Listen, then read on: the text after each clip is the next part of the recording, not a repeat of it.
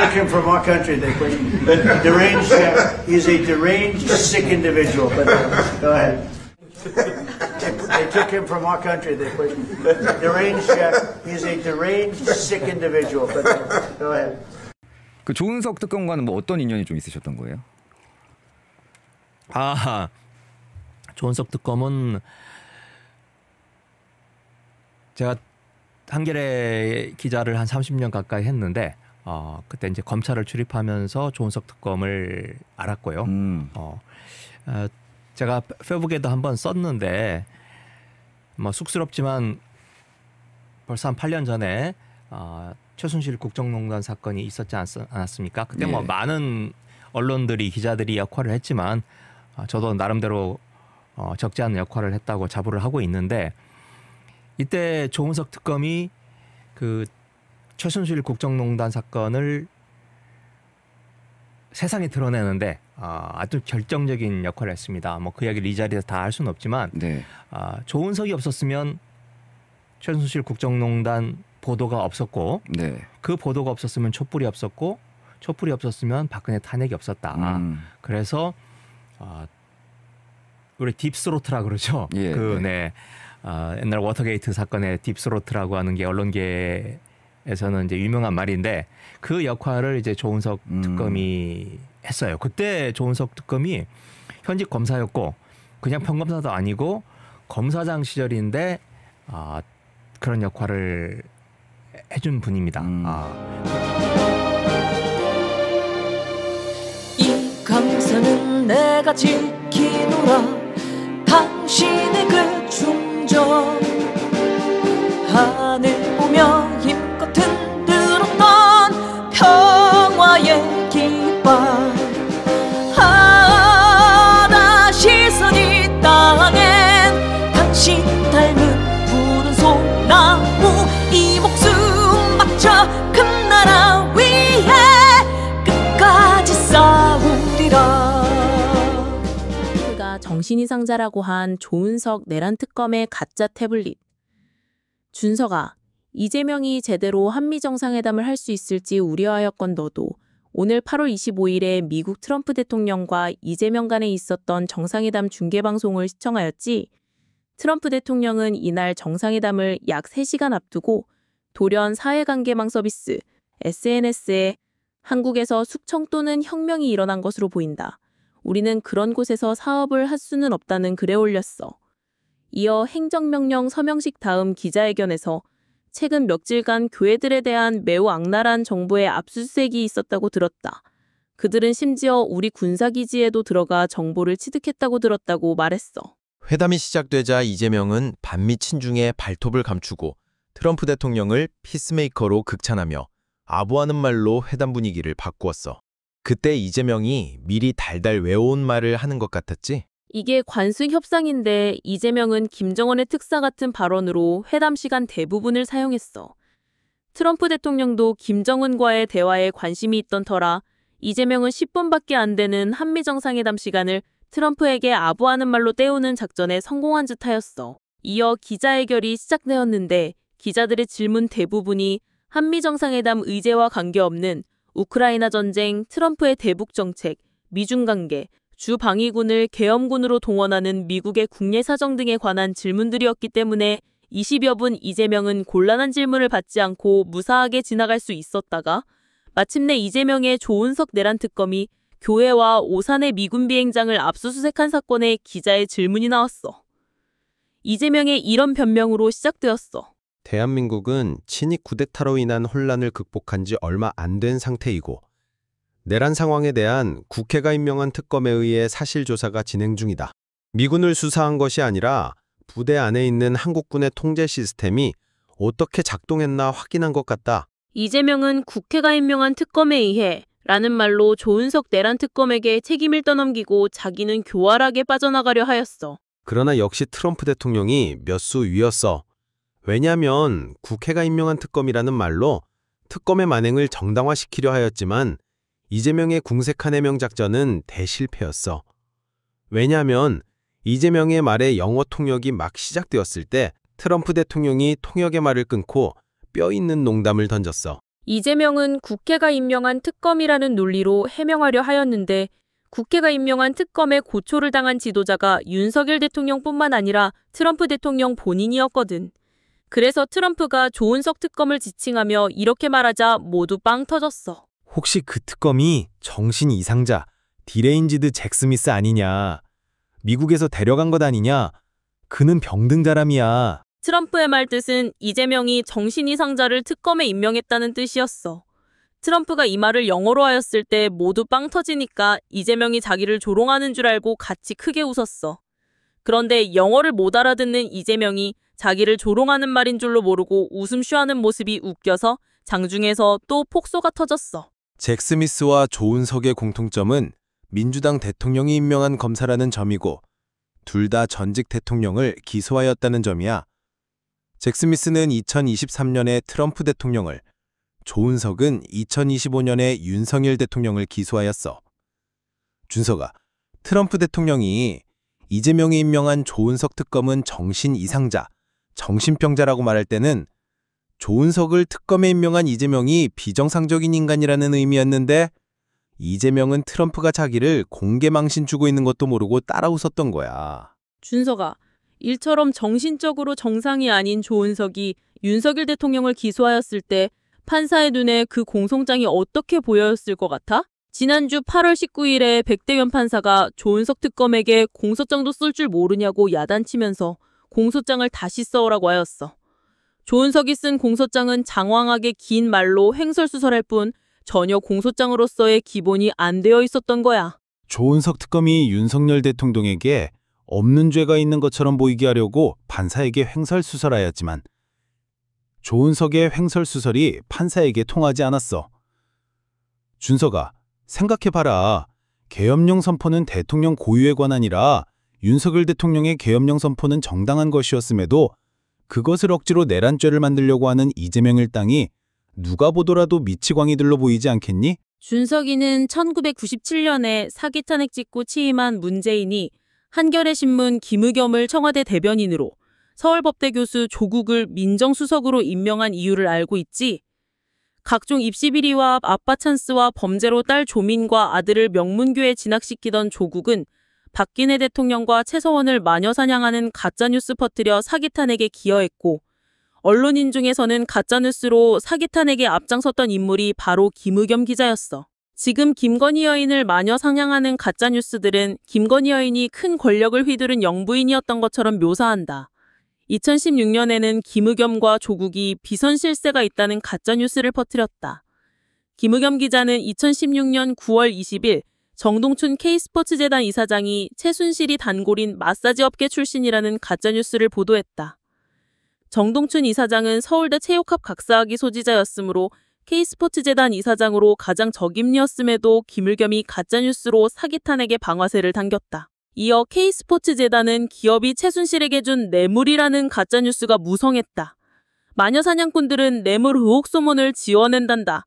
준서가 너가 노무현 장학금 받고 하버드 대학교에 4년간 유학 간 것이 기업에로부터 뇌물 받은 거야?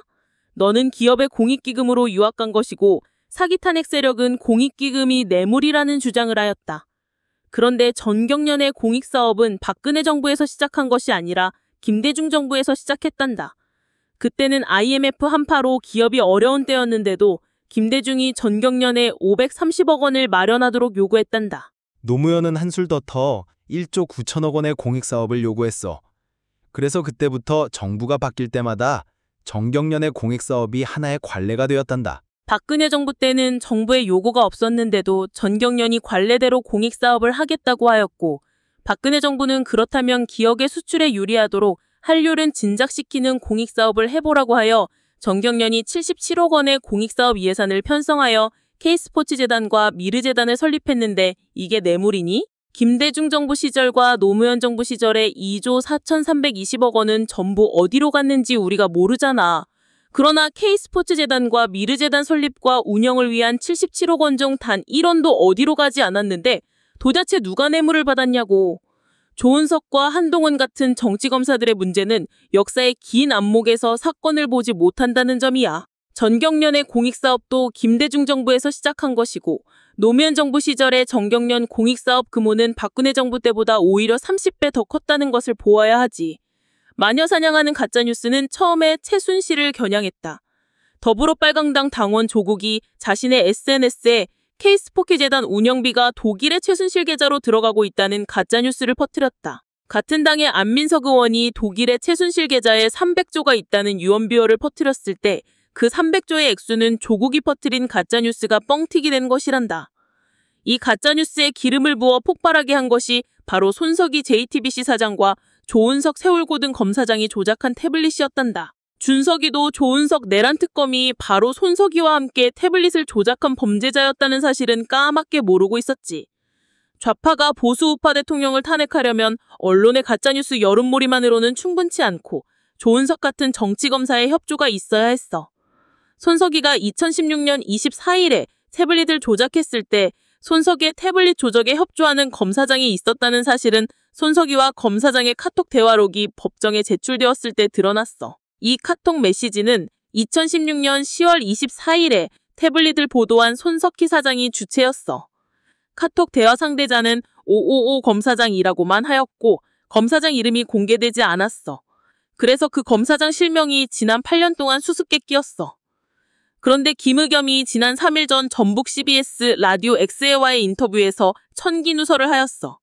그 검사장이 바로 지금 세계적으로 악명 높은 한국의 잭스미스인 조은석 내란 특검이라고 김의겸이 밝힌 거야. 조은석이 없었으면 최순실 국정농단 보도가 없었고 그 보도가 없었으면 촛불이 없었고 박근혜 탄핵이 없었다고 김의겸이 말했어. 직접 들어봐라. 그 조은석 특검과는 뭐 어떤 인연이 좀 있으셨던 거예요? 조은석 특검은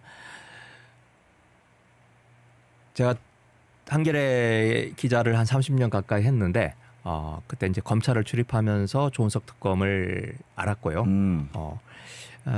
제가 페북에도 한번 썼는데 뭐 쑥스럽지만 벌써 한 8년 전에 최순실 국정농단 사건이 있었지 않았습니까? 그때 뭐 많은 언론들이 기자들이 역할을 했지만 저도 나름대로 적지 않은 역할을 했다고 자부를 하고 있는데 이때 조은석 특검이 그 최순실 국정농단 사건을 세상에 드러내는데 아주 결정적인 역할을 했습니다. 뭐 그 이야기를 이 자리에서 다 할 수는 없지만 네. 조은석이 없었으면 최순실 국정농단 보도가 없었고 네. 그 보도가 없었으면 촛불이 없었고 촛불이 없었으면 박근혜 탄핵이 없었다. 그래서 우리 딥스로트라 그러죠. 예, 옛날 워터게이트 사건의 딥스로트라고 하는 게 언론계에서는 이제 유명한 말인데 그 역할을 이제 조은석 특검이 했어요. 그때 조은석 특검이 현직 검사였고 그냥 평검사도 아니고 검사장 시절인데 그런 역할을 해준 분입니다. 그런 점에 있어서 어떤 역사적인 사명이나 시대 정신 이런 걸 잘 아는 검사라고 생각을 하고요. 한마디만 더 덧붙이자면 그걸 본인이 알리고 싶어하지 않았어요. 네. 수사 내용을 그 본인이 그런 역할을 했다는 걸 네. 저희 같은 기자가 세상에 알리는 걸 원치 않았어요. 딥스로트의 시작점이 본인이라는 것을 알리고 싶어하지 않았어요. 네. 그 방금 의원님 말씀과는 결이 다른 보도가 딱 하나 있더라고요. 네, 뭐죠? 뭐냐면은 김의겸 당시 이제 기자실 때 김의겸 의원 기자가 윤석열 검사와 뭐 커넥션이다? 뭐 이런 기사가 딱 하나 있더라고요. 네. 그게 오해에서 빚어진 건데. 네. 하여튼 이야기가 깁니다만은 그 딥스로트가 누군가. 그러니까 윤석열이 아니라 조은석. 네, 조은석이자 지금 말씀드렸듯이 조은석이잖아요. 네. 그래서 그걸 공개를 안 하고 있었어요. 그랬더니 뭐 지금 정규재 씨 알죠? 뭐 요즘 유명해졌는데 이재명 보수임에도 불구하고 이재명 후보를 지지해서 유명해진 정규재 씨를 비롯해서 몇몇 분들이 그 딥스로트가 윤석열이다. 라고 오해를 한 거예요. 그래서 그걸 계속 끊임없이 이야기를 해서 뭐냐면 김의겸 뭐 또 이제 최초로 이 문제를 보도한 TV조선의 이진동 또 윤석열 이 세 사람이 뭐 삼각 커넥션이 있다. 네. 이런 식으로 이야기를 해서 네, 계속 그렇게 이야기를 했는데 사실이 아닙니다. 네, 그건. 알겠습니다. 이 자리를 빌려서 다시 말씀드리면 네. 예. 상석이가 국가기밀이 눌설되었다고 입에 거품을 물며 보여준 최순실 파일은 2012년 박근혜 후보의 선거요새 연설문이었어. 최순실 파일은 박 후보 선거요새 연설문과 선거요새 일정 보지라면이 전혀 조은석 검사장이 보기에도 별 내용이 없었어. 그럼에도 조은석 검사장은 이 태블릿을 이용하여 대통령을 탄핵할 구상을 하고 손석희에게 태블릿 존재 및 전달권은 절대 보안 유지를 부탁드린다고 말했어. 준석아, 너도 훔친 물건은 작물이고 남의 물건을 훔친 도둑놈을 수사하는 것이 검사의 의무라는 것은 너도 알지? 그렇다면 조은석 검사장이 도둑놈을 수사하기는커녕 오히려 카톡을 보내어 절대 보안 유지를 부탁드린다고 말한 것이 수상하지 않니? 조은석과 한동훈은 결론은 미리 정해놓고 수사하는 정치검사들이다. 그래서 준석이도 알만한 독수독과 이론을 조은석과 한동훈은 모른단다. 독수독과 이론이 뭐냐면 형사소송법 308조 2항인데 적법한 절차에 따르지 않고 수집한 증거는 증거로 할 수 없다는 규정이란다. 손석희와 조은석은 태블릿을 국정농단의 증거로 이용하여 박근혜 대통령을 탄핵하겠다는 것이었는데 제일 먼저 부딪히는 문제가 태블릿 입수 경위였어. 손석희는 심수미 여기자가 10월 18일에 고영태 사무실에 몰래 들어가서 고영태 책상 위에 놓인 태블릿이 최순실 태블릿인 것을 확인한 후 이틀 후 다시 가서 훔쳐와서 10월 24일 저녁 방송에 사용한 후 법원에 제출하였다고 방송하였어. JTBC에서 이미 그렇게 방송하였는데 조은석 검사장이 보니 그렇게 알려주면 독수득과 이론에 저촉되거든. 준석이는 조은석 검사장이 그 문제를 어떻게 해결하는지 기억하니 조은석 검사장은 언론의 그 태블릿은 JTBC 기자가 독일 프랑크푸르트의 최서원 주거지 쓰레기통에서 주워온 것 같다는 가짜 뉴스를 만들어 언론 플레이를 했어. 준석아, 태블릿이 박근혜 대통령 탄핵의 도구로 사용되었다. 그런데 이 탄핵의 도구가 훔친 거야, 쓰레기통에서 주운 거야? JTBC 사장은 훔친 거라고 말하고 검사장은 쓰레기통에서 주운 거라고 말하였다. 그러면 누구 말이 맞는 거야? 준석아, 사기 탄핵은 처음부터 사기극이었다. 사기 탄핵의 도구는 훔친 물건이었다는 JTBC 방송이 사기극이었어. WK 사무실 문은 보안 경비회사 키스 제품으로 지문 인식 및 비밀번호가 있어야만 열 수 있는 문이었고 고영태와 여자 경릭 지원을 포함하여 3명만 그 비밀번호를 알고 있었단다. 그런데 심수미 여기자가 어떻게 문을 열고 들어갈 수 있니? 그리고 준석이는 심수미 여기자가 5월 19일에 고영태와 태블릿에 대한 인터뷰 방송을 한 것을 기억할 거야. 그래서 오늘 9년 전에 손석희의 대국민 사기극을 재구성해보자. 손석희는 심수미 여기자가 10월 18일 고영태 사무실에 몰래 들어가서 태블릿을 열어보았고 19일에 고영태 인터뷰 방송을 한 바로 다음날 고영태 사무실에 또 몰래 들어가서 태블릿을 훔쳐왔다는 것이 JTBC 주장이다. 최순실은 태블릿으로 전화통화를 하였다고 JTBC가 주장하였다. JTBC 주장대로라면 최순실의 모든 개인정보가 그 태블릿 안에 있다는 말인데 그렇다면 준석아, 너가 입장을 한번 바꾸어서 생각해봐.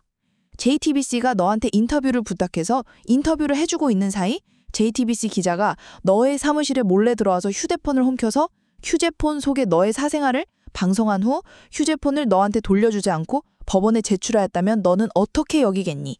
JTBC 주장대로 훔친 물건이 맞다면 원소유주에게 돌려주어야 하는 것이 맞는데 한동훈이 계속 못 돌려주게 하였고 나중에 법무장관이 된 후에도 막았어. 검찰이 원소유자에게 돌려주지 못하는 이유가 무엇일까? 손석희와 함께 사기 탄핵을 기획하고 있었던 김희겸 기자는 그 태블릿은 훔친 것도 주운 것도 아니라 받은 것이었음을 처음부터 알고 있었어. 색깔 있는 인터뷰 시작하겠습니다. 박근혜 정부 비선 실세 최순실이라는 존재를 세상에 처음 알린 언론은 바로 한겨레였습니다. 벌써 한 두어 달 정도 되는 것 같습니다. 지난 9월부터 오늘 현재까지 거의 날마다 단독을 쏟아내면서 박근혜, 최순실 국정농단의 실체를 파헤치는 분이 계시지요. 최근 언론계에서 가장 뜨거운 인물이기도 합니다. 한결의 김의겸 선임 기자 스튜디오에 모셨습니다. 어서 오세요. 네, 반갑습니다. 정말 만나고 싶었습니다. 아유, 고맙습니다. 아니요, 저희가 사실은 매일 아침 한겨레 보는 재미로 한 달을 살았거든요. 야, 오늘은 또 김의겸 선배가 무슨 기사를 쓰실까? 아유, 고맙습니다. 너무 네. 띄워주시네요.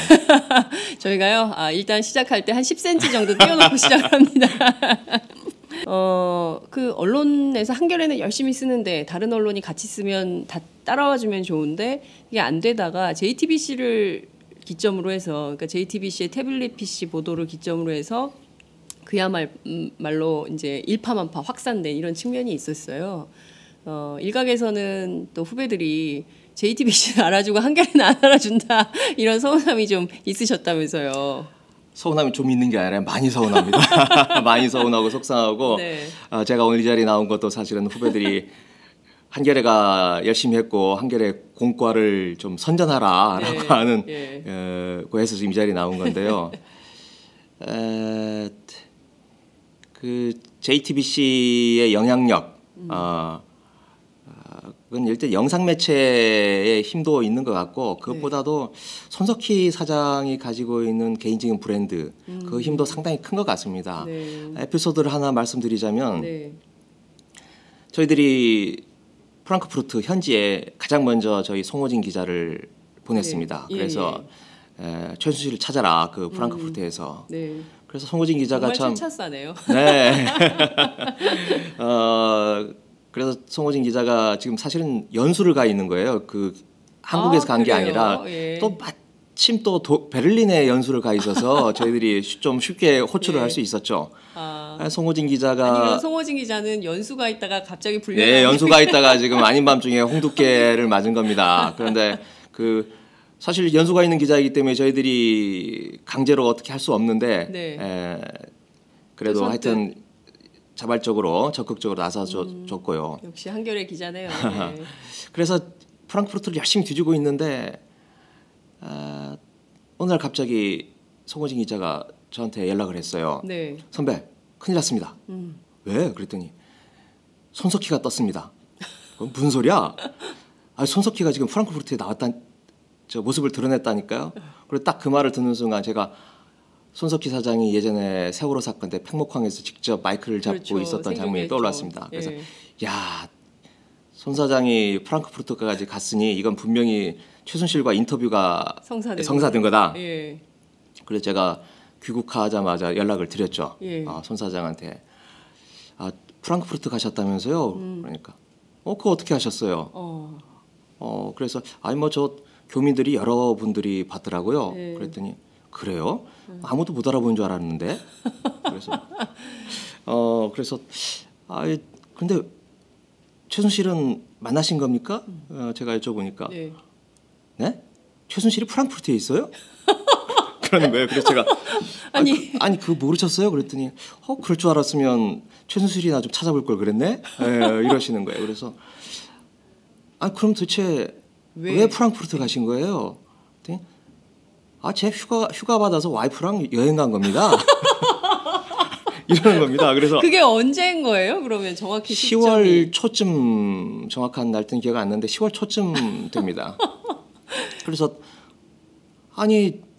지금 독일 날씨도 안 좋은데 하필 프랑크푸르트를 그랬더니 프랑크푸르트가 비행기 값이 제일 싸더라고요.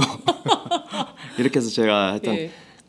그만큼 저희들이 손 사장을 의식할 수밖에 없는 그 과정에서 빚어지는 하나의 에피소드입니다. 그렇군요. 네. 그러면 손 사장님은 거기 그 프랑크푸르트에 휴가를 그냥 네. 다녀왔을 뿐인데 네. 그 어쨌든 이 태블릿 PC 특종은 대단한 건데요. 그러니까 그렇습니다. 검찰에서는 이 태블릿 PC가 그 마치 이제 독일에서 온 걸로 이렇게 그 검찰발 보도가 쭉 나왔었는데요. 네. 또 JTBC는 최순실의 사무실이라고만 했다. 네. 최순실이 쓰던 사무실에서 발견됐다라고만 썼다. 그래서 어떤 게 진실이냐 이런 또 논란도 있기도 했어요. 네, 저는 사실을 압니다만은 예. 네, 다른 언론 매체에서 일어난 일이기 때문에 제가 말하는 건 A에 어긋나는 것 같고요. 네. 제가 알고 있는 바로는 네. 하여튼 국내에서 받은 거고 주운 게 아니고 받은 거다. 네. 그것만은 제가 장담할 수 있습니다. 예. 그리고 그걸 거기까지 말씀드리죠. 네. 이 많은 말씀을 해주셨습니다. 주운 게 아니고 받은 거다. 여러분 어떤 의미인지 아시겠죠? 예. 태블릿은 심수미 여기자가 훔친 것이 아니라 손석희가 받은 것이었다. 손석희는 언론사 사장이다. 언론사 사장이 자기가 받은 물건에 대하여 여기자가 훔친 것으로 방송하게 하였는데 준석이의 도덕적 기준으로는 사장이 여기자에게 도둑질 누명을 씌운 것이 범죄라고 생각하지 않아? 물론 심수미 기자는 자기가 도둑질한 것으로 방송하고 그해 2016년에 올해의 여기자상을 수상하는 것으로 보상을 받았다. 그러나 여기자의 도둑질을 기자 정신으로 포장하여 상을 주는 포상 기준이 옳은 것인가? 심수미 기자는 자기가 하지 않은 도둑질에 대한 여기자상을 받았다. 그러나 손석희의 이러한 사기 행각은 완전 범죄가 아니었어. 준석이도 한번 생각해봐라. 만약 너가 2016년 10월 20일에 미국에 있었더라면 누가 너가 그날 서울 청담동 고영태 사무실에 몰래 들어가서 태블릿 훔쳐오는 것이 가능하겠니? 심수미 기자는 10월 19일에 서울을 떠나 독일로 출장 갔어. 심수미 몸이 10월 20일에 독일에 있었는데 그날 서울 청담동 고영태 사무실에서 도둑질을 했다고? 준석아, 그러나 그런 거짓말로 시청자들을 기만하던 손석희의 사기극은 완전 범죄가 아니었단다. 손석희의 사기질에 심수미가 장단을 맞춰 주어야 하는데 심수미는 페이스북에 자기 팬들에게 자기가 언제 독일에 와서 독일에서 한 주 동안 무엇을 하고 있었는지를 알려주고 싶었던 거야. 안녕하세요. 저 JTBC 사회 2부의 심수미 기자입니다. 저는 지난주 목요일부터 지금 이곳 독일에 와 있는데요. 잘 아시겠지만 최순실 씨의 행적이 굉장히 묘연한 상태이기 때문에 기본적으로 지금 독일에 와 있다고 마지막 출입국 기록은 그렇게 남아있기 때문에 독일에 왔습니다. 하지만 여전히 사실 정말 서울에서 김서방 찾기 같은 그런 심정으로 막막한 심정으로 지금 찾고 있는데요. 제가 지난주 목요일에 와서 오늘이 이제 목금토일 월화 6일차를 맞는데 거의 5일 동안 한 일의 80%는 쓰레기통을 뒤지는 일이었어요. 준석아, 대통령을 탄핵하려는 손석희의 사기극이 완전 범죄가 아니었을 뿐만 아니라 손석희가 쓴 소설 또한 완전 소설이 아니었단다. 손석희는 심수미 여기자가 5월 18일 오후에 WK 사무실에 가자마자 문 비밀번호를 알아내어 문을 열고 들어가서 고영태 책상 위에 놓인 태블릿을 보자마자 사용자의 L자 패턴을 알아내어 태블릿을 열어볼 수 있었다고 방송하였다. 그 말은 이스라엘 첩보기관 모사드도 할 수 없는 첩보 활동을 심수미가 해냈다는 거였어. 그런데 준석아, 너는 하버드 대학교에서 컴퓨터 공학을 전공했기에 생각할 수 있었을 것 아니냐? 문제의 태블릿은 아무도 3년 동안 사용하지 않은 태블릿이었다. 충전이 안 되어 있었고 사무실에 충전기도 없었어. 그리고 구형 모델을 위한 충전기는 품절되어 시중에서 구입하기 불가능했어. JTBC는 태블릿 입수를 입증하기 위해 충전기 구입 영수증을 방영했어. 그런데 JTBC가 10월 18일 구입한 영수증 1번에는 10월 18일 오후 4시에 구입한 것으로 되어 있는데 태블릿이 단종된 구형이고 구형 충전기는 품절되었으므로 그 태블릿에 맞는 충전기를 사러 다니는 데만 며칠 걸리고 또 직접 그 태블릿을 들고 업체 혹은 전문센터로 찾아가지 않으면 허탕치기 십상이었다. 준석아, 이처럼 손석희의 사기각 극보는 거짓의 산이었단다. 설사 심수미가 10월 18일 오후 4시에 충전기를 구입할 수 있었다 하더라도 심수미가 고영태의 책상에서 태블릿을 발견한 후 사왔다는 충전기는 통신 케이블 길이가 1m밖에 되지 않고 고영태의 책상으로부터 벽콘센트까지는 몇 미터 거리였어. 그래서 심수미가 고영태 사무실에서 충전했다는 방송 나레이션은 말짱 거짓말이었던 거야. 충전을 하는데 걸리는 시간이 5시간이다. 폐업한 지 오래되어 실내에 아무것도 없으나 계약은 살아있는 텅 빈 사무실에서 여기자 혼자서 충전이 될 때까지 5시간 기다릴 수 있었는가? 그리고 품절된 충전기는 무척 비싼데 심수미가 몰래 들어간 남의 사무실에서 한 번만 쓰려고 충전기를 샀겠니? 충전을 한 것은 사실이었어. 그러나 충전 장소는 청담동 고영태 사무실이 아니라 상암동 JTBC 사옥이었다. 준서가 도대체 손석희가 누구한테서 태블릿을 받았길래 누구한테 받았는지를 꼭꼭 숨기기 위해서 고영태 사무실에서 훔친 것으로 연출을 한 것일까? 항상 국민의 알 권리를 강조하는 김의겸이 어째서 누가 손석희에게 태블릿을 주었는지를 말하지 못하는 것일까? 준서가 자기가 받은 것을 자기 아랫사람이 훔친 것으로 보도하는 손석희의 JTBC의 뉴스룸은 가짜 뉴스의 사신이었단다.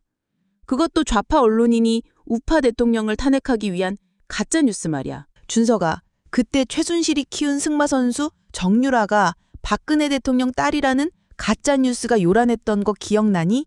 준석이는 좌파 정치인들이 그런 가짜 뉴스로 촛불 집회 선동하고 헌법재판소는 광란의 촛불 집회가 시키는 대로 판결하는 것보다 더 법치 민주주의를 파괴하는 것이 있다고 생각해? 좌파가 여성 대통령을 상대로 이런 악성 유언비어로 마녀 사냥할 때 박근혜 대통령에게 방어할 수단이 없었어. 그것은 좌파가 영부인을 상대로 가짜 뉴스를 마구 퍼뜨릴 때도 마찬가지 경우이다. 정유라가 박근혜 대통령 딸이라는 가짜 뉴스에 책임지는 좌파 언론인이 단 한 명이라도 있니? 술도 못 마시는 김건희 여사가 술집 여자였다는 등의 가짜 뉴스에 대해서도 자성할 좌파 언론인이 단 한 명이라도 있을까? 일설에 의하면 손석희가 중앙일보 이사장 홍석현한테서 받았다고 하는 태블릿은 2012년 박근혜 후보 대선TV 공동으로 사용한 것이고 대선 승리 후 김희종 행정관이 보관하고 있다가 자기 친구 홍정도에게 주었는데 홍정도가 바로 홍석현의 아들이었어. 왕컴맹 최수원은 태블릿을 사용할 줄도 모르고 태블릿을 본 적도 없었어. 현재 내란 특검인 조은석은 어떤 인물인가? 손석희가 조작한 태블릿은 최서원 것도 아니고 별 내용도 없었다. 그럼에도 조은석 번료지는 법조인의 양심을 속이고 이런 말로 여론몰이를 하였다. 단 10초만 공개해도 촛불이 횃불이 될 것이다. 사실 촛불 집회를 해야 할 이유가 전혀 없었지만 조은석 검사장이 그렇게 여론몰이를 하였기 때문에 사람들은 태블릿에 정말로 국정농단 증거가 있다고 생각하게 되었다. 그런데 조은석이 박근혜 대통령을 사기 탄핵할 때 사용하던 방법을 지금 윤석열 대통령을 수사하는데도 사용하고 있다. 박근혜 대통령 사기 탄핵 때 가짜뉴스로 여론몰이한 세력이 승자가 되었다. 지금도 조은석 특검의 전략은 사실에 의한 판단이 아니라 여론몰이에 의한 인민재판이다. 준서가 컴퓨터 전공자인 너가 보기에도 2016년 10월 24일에 손석희가 최순실의 국정농단 증거라며 보여준 화면이 이상하지 않니? 왕컴맹인 60세 할머니 태블릿에 왜 뉴스 제작부 공용 2, JTBC 취재모음, 최순실 파일 등의 폴더가 있는 거니?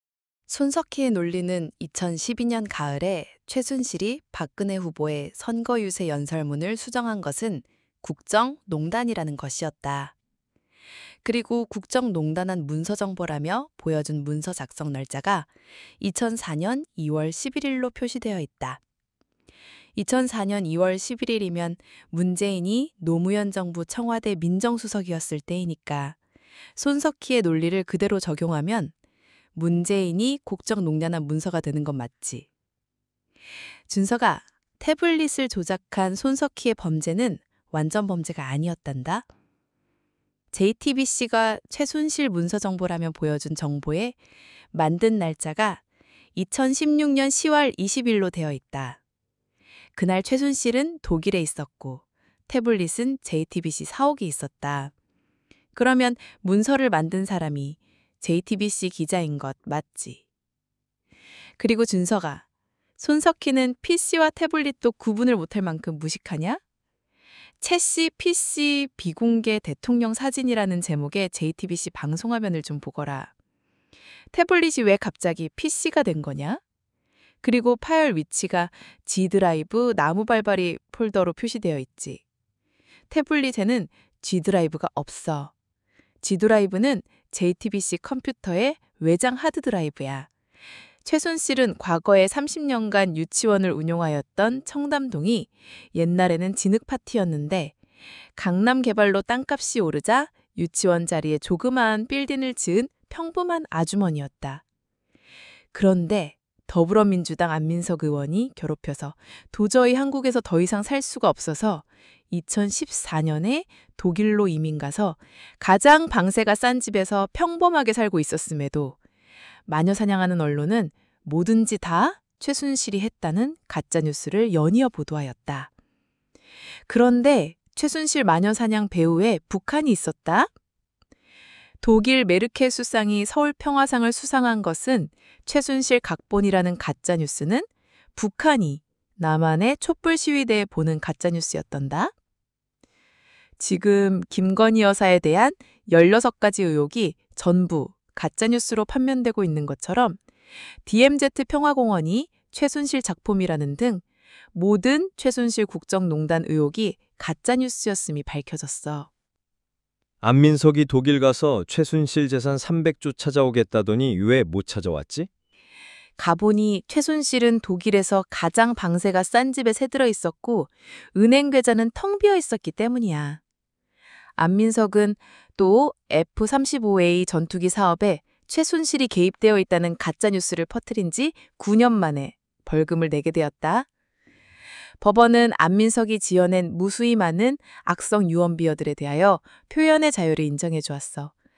그러나 F-35A 전투기 사업이 최순실 사업이라는 가짜뉴스에 대하여는 벌금을 내게 하였단다.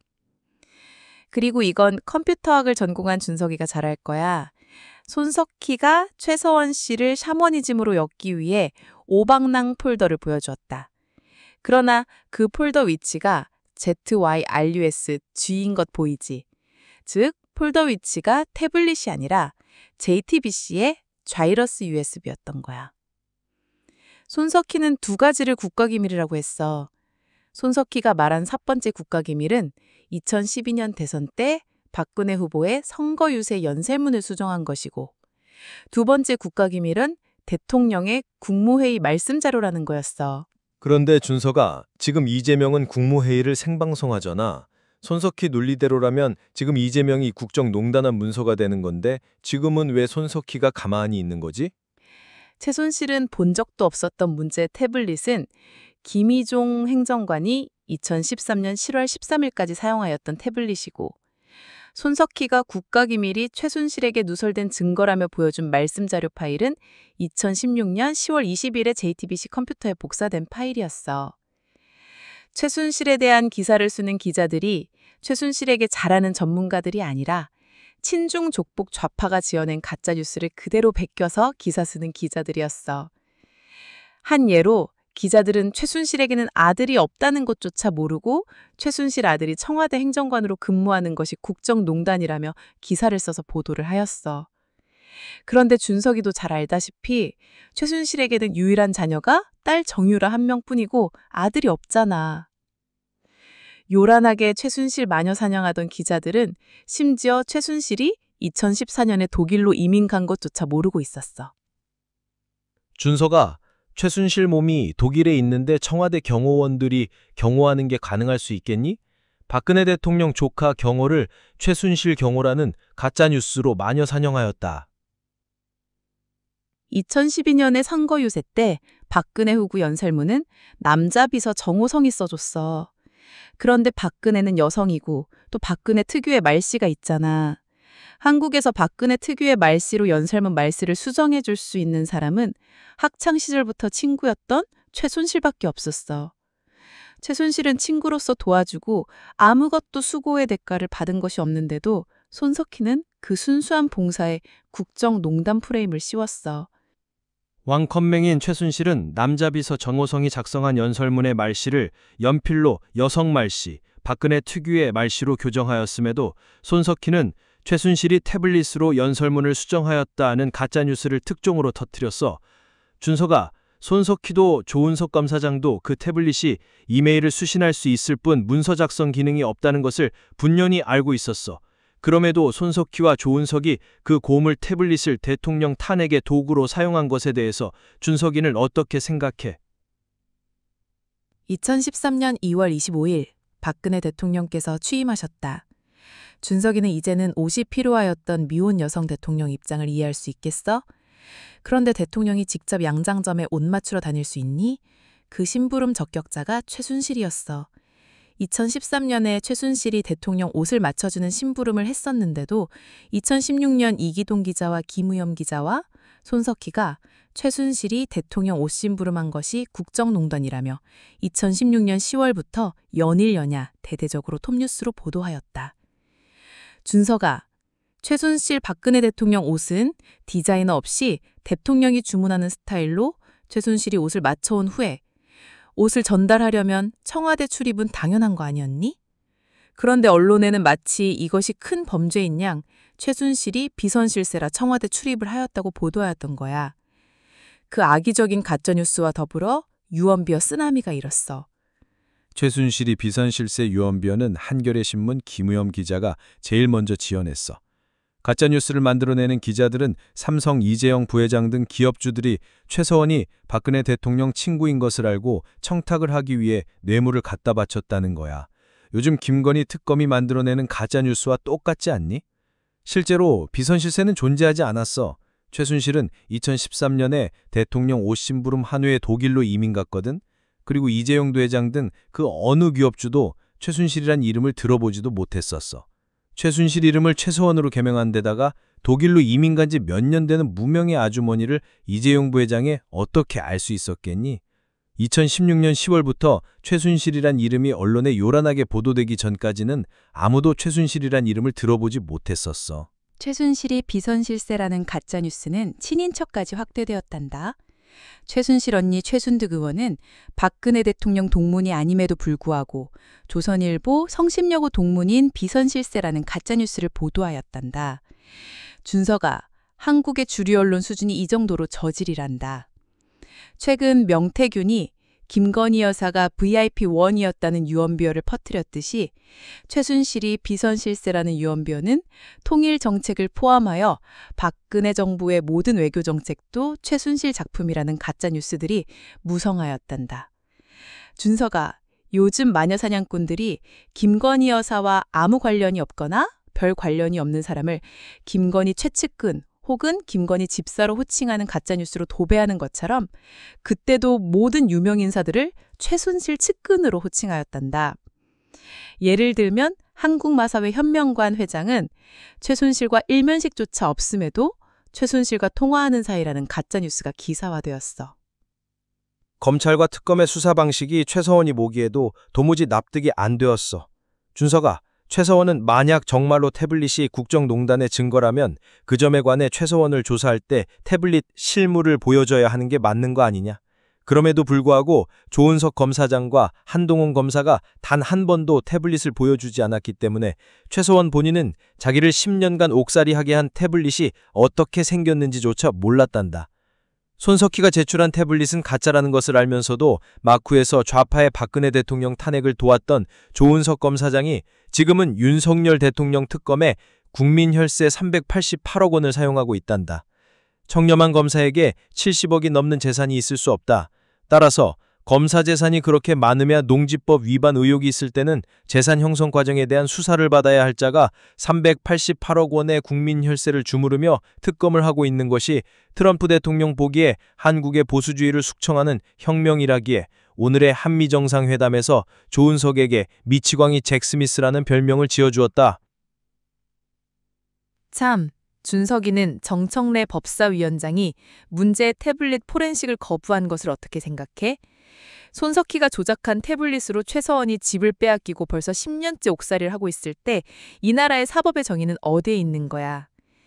이재명이 금년 광복절에 84만 명을 특별 사면하였고 조국과 윤미향도 사면받았는데 아무 죄 없이 억울하게 10년 옥살이한 최효원만 사면 대상에서 제외된 이유가 뭐니?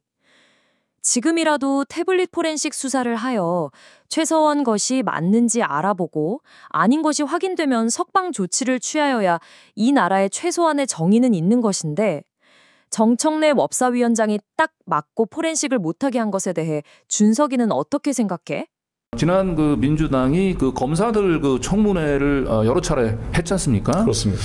태블릿 PC 조작 사건을 밝힐 수 있는 좋은 기회가 있었고 이 정청래 법사위원장이 이들을 탄핵 소추했을 때 그 이제 상임위를 열었잖아요. 그때 그렇죠. 증인으로 좀 채택을 해라. 저는 최순실을 채택하라고 제가 김성원 관사한테도 이야기했어요. 특히 저는 최순실을 이제 채택했어야 될 이유가 뭐냐. 최순실이 지금 상대적으로 혼자만 남아서 10년 넘게 고생하고 있잖아요. 윤석열, 한동훈이가 최순실을 잡아 죽인 거니까. 그렇죠. 태블릿 PC 증거도 조작했다는 의심스러운 증거가 명확하게 있는 거 아닙니까? 이상으로. 그러니까 충분히 박살낼 수가 있었고 그 초로의 기회를 아니 법사위원장 정청래 왜 안 했습니까? 왜 채택 안 했습니까? 지금도 정청래 위원장이 나한테 왜 채택을 안 했는지 이유에 대한 답변이 없어요. 그냥 씹어버리고 완전히 무슨 동네 뭐를 취급하는 것도 아니고 아예 답변이 없습니다. 이 강산은 내가 지키노라 당신의 그 충정 하늘 보며 힘껏 흔들었던 평화의 깃발 다시 선 이 땅엔 당신 닮은 푸른 소나무 이 목숨 바쳐 큰 나라 위에 끝까지 싸우리라.